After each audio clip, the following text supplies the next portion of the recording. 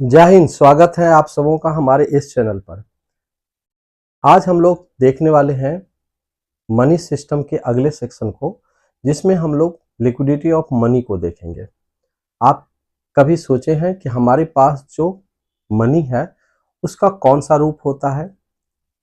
आपको पता है कि हमारे पास जो मनी है वह करेंसी के रूप में होता है, और निश्चित तौर पर करेंसी सरकार के द्वारा वैधानिक रूप से जारी किए गए एक मुद्रा का भाग है, जो क्वांटिटी ऑफ मनी को रेगुलेट करता है देश के सेंट्रल बैंक। सेंट्रल बैंक हमारे देश का आरबीआई है। पिछले क्लास में हम लोग ने जहां तक पढ़ा था उसमें मनी के डिफिनेशन, मनी के डेवलपमेंट, मनी और करेंसी में डिफरेंस, मनी के आविष्कार से पूर्व जो मानव समाज का जो एक्सचेंज का पद्धति था, बार्टर सिस्टम, उसमें जो कठिनाई होती थी मनी के आविष्कार होने से, मनी के आगमन से, उन सारी समस्याओं का सॉल्यूशन हमने ढूंढ लिया। उसके बाद मनी का मूल्य कैसे निर्धारित होता है, मनी का फंक्शन कैसे होता है, ये सारा चीज हम लोग ने देखा था। आज हम लोग देखेंगे मनी का एक बहुत ही महत्वपूर्ण विशेषता, जिसका नाम है लिक्विडिटी ऑफ मनी।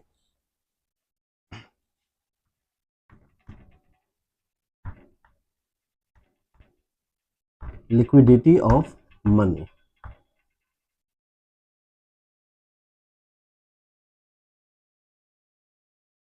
देखिए, सबसे पहले हम लोग इस लिक्विडिटी को जानेंगे, आखिर क्या होता है लिक्विडिटी।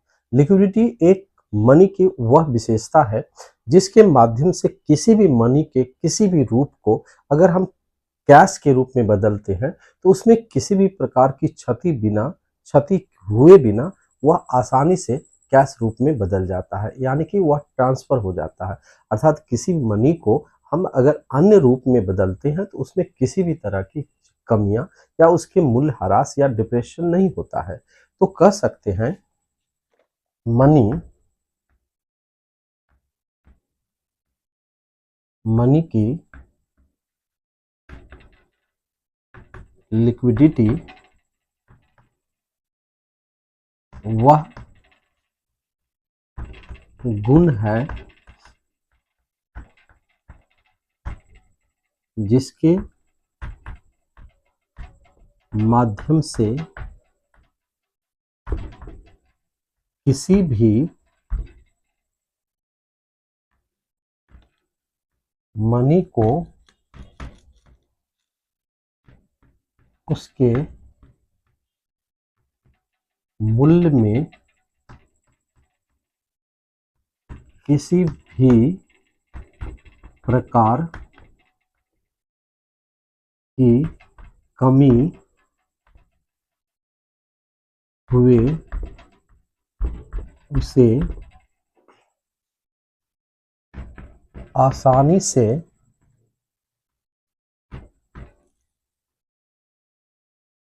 कैश में बदला जाता है। क्लियर?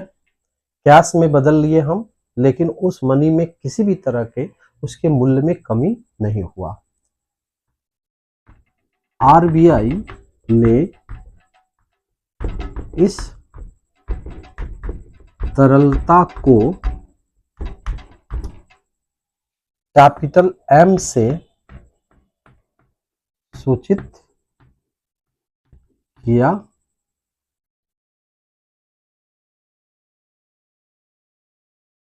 है। अर्थात ये जो आरबीआई है, reserve bank of India, money की तरलता को एम से सूचित किया है। लिक्विडिटी के आधार पर मनी की कुल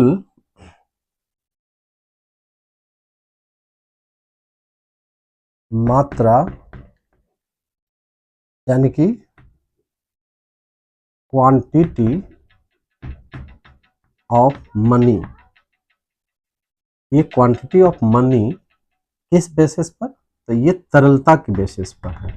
लिक्विडिटी के बेसिस पर 4 प्रकार के हैं, जिसमें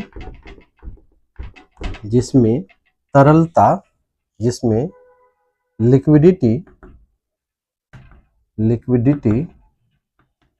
क्रमशः घटती जाती है, जैसे कि M1 greater than M2 greater than M3 greater than M4। यही है मनी की ये तरल रूप, जिसमें हमें ये देखना होता है कि M1 जो है, M1 बराबर क्या होता है। M1 का जो ऑप्शन होता है, आइटम होता है, वह कैश मनी होता है, जो हमारे पास एनी टाइम कैश होता है। इसके बाद हमारे पास DD ऑफ CB होता है, अर्थात demand deposit of commercial bank, plus, ठीक है, OD ऑफ RBI। RBI के पास जो अदर डिपॉजिट है वो शामिल होता है। यहाँ पर M2 बराबर M1 plus all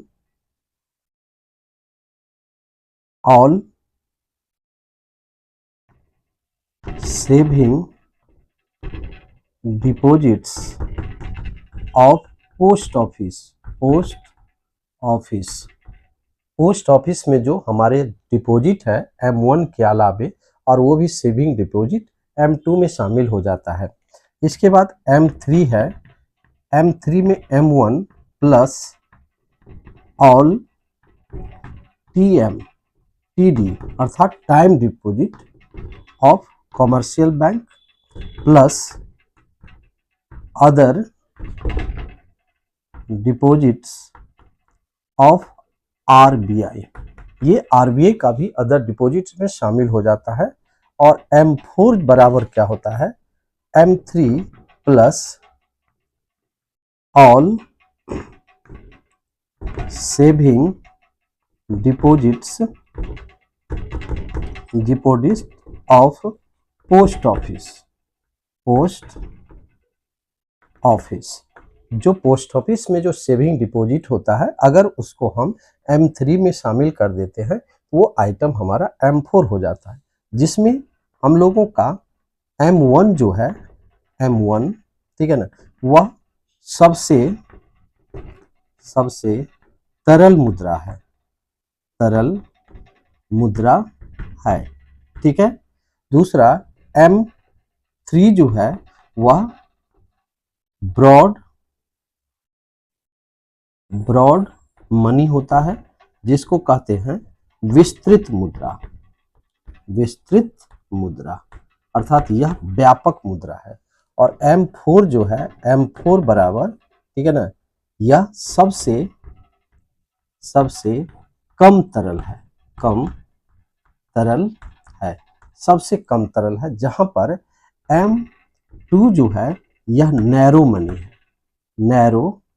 narrow money के रूप में माना जाता है, अर्थात यह नैरो मनी है।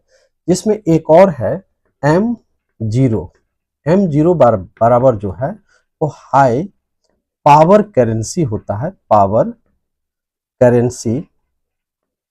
होता है, जिसको उच्च शक्ति मुद्रा कहते हैं। ये हाई पावर करेंसी वह मुद्रा होता है जिसमें एनी टाइम जनता के पास उपलब्ध होता है। तो मुझे लगता है कि ये लिक्विडिटी ऑफ मनी जो है बहुत ही आसानी से आप समझ गए होंगे। अर्थात लिक्विडिटी ऑफ मनी वह मनी का गुण होता है जिसके माध्यम से किसी भी मनी के आइटम को हम साधारण सा आसानी से हम कैश रूप में उसके मूल्य में किसी भी प्रकार की क्षति किए बिना, कमी किए बिना बदला जाता है।